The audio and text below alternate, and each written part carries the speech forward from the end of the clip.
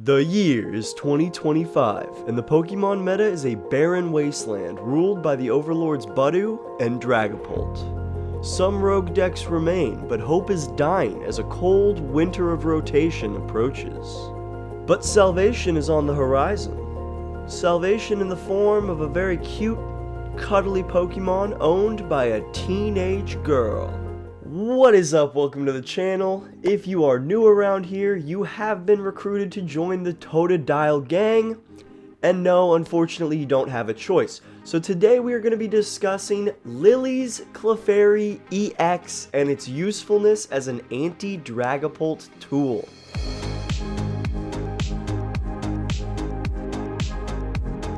So, if you didn't know, Dragapult was unleashed upon the world back in May of 2024 with the set Twilight Masquerade, and honestly had a very tame start to its run in the North American Pokemon TCG meta.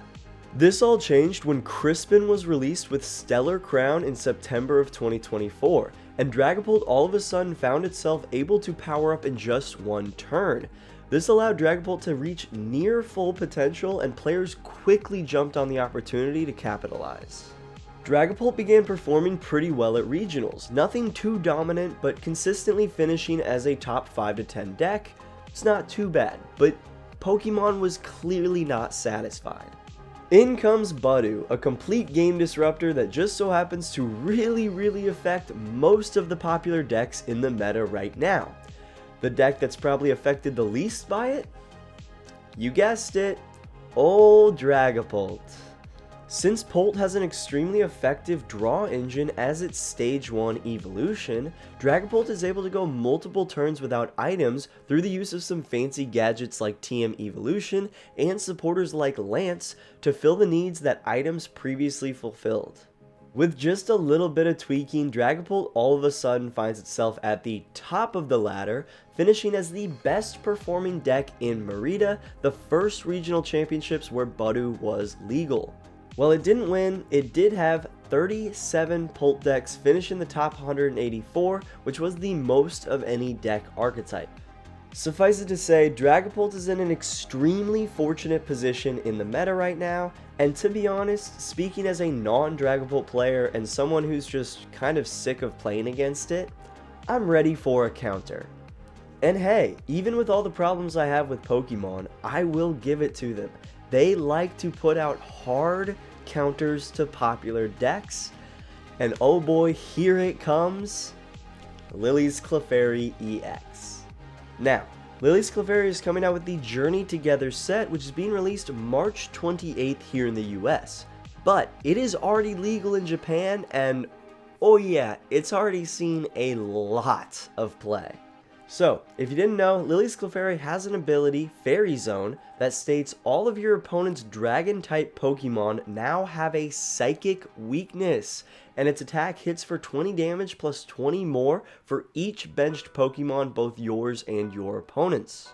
For just a Psychic and another Energy, Clefairy only needs 7 total Pokemon on the bench, again yours and your opponent's, to one-hit KO a Dragapult, which for a basic that can be powered up in one single turn through a Crispin, that's kind of crazy.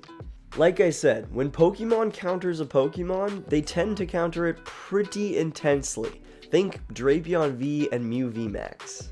Oh yeah, and on top of that, not sure if y'all remember, but this set has a nasty little item card called Lillie's Pearl.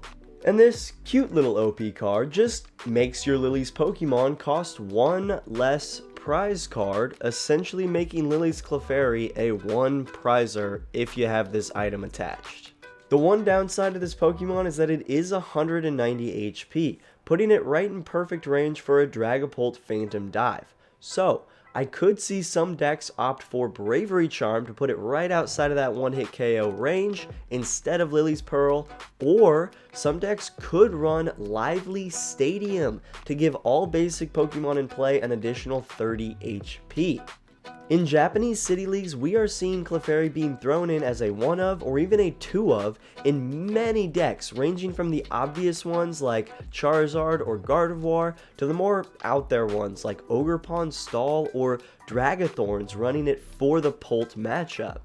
While there is no Lillie's deck just yet, Clefairy has helped Gardevoir somewhat maintain its position on the ladder, even in a post-refinement Kirlia world.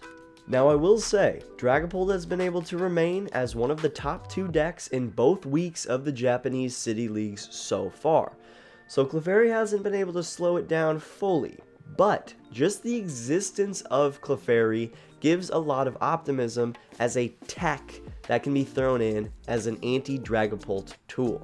Every Psychic deck in the future should utilize this Pokemon, and I'm very curious to see if this can kind of help Azumarill stake a small claim in the meta as an anti-Dragapult deck, kind of in the same way that Cloth Electrode was that perfect anti-Charizard deck back in the heyday when Zard was just starting to get good.